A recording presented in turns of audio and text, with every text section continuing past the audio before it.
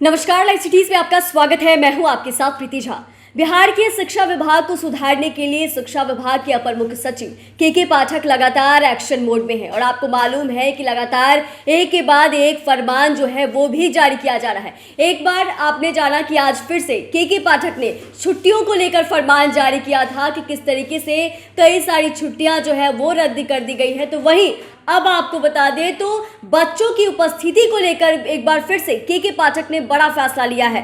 दरअसल जिन स्कूलों में बच्चों की उपस्थिति कम रहेगी उनके जो हेडमास्टर हैं उन्हें ही सो कॉज नोटिस जारी किया जाएगा और उनके खिलाफ कार्रवाई जो है वो भी की जाएगी।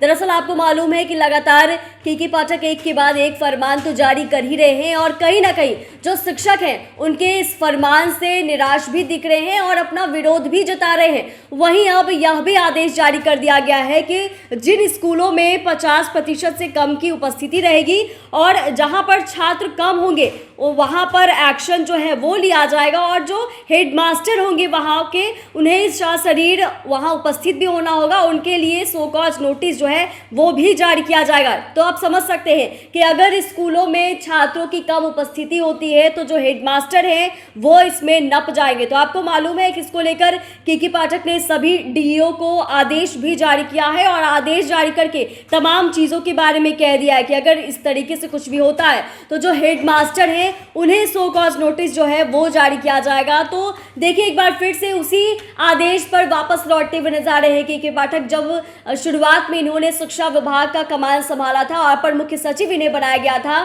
तो सभी डीईओ को लगातार एक के बाद एक आदेश ही जारी कर रहे थे, क्योंकि उस वक्त यही देखने को मिल रहा था कि सरकारी स्कूलों में बच्चों की उपस्थिति जो है वो बहुत कम है और आखिर इस उपस्थिति को कैसे बढ़ाया जाए इस पर लगातार काम हो रहे थे। और के पाठक लगातार सभी जिला के जो डीईओ हैं उन्हें लेटर भी लिख रहे थे और आदेश भी दे रहे थे कि अगर बच्चों की उपस्थिति ज़्यादा नहीं होती है तो वहाँ के जो अधिकारी हैं, जो शिक्षक हैं वो नप जाएंगे।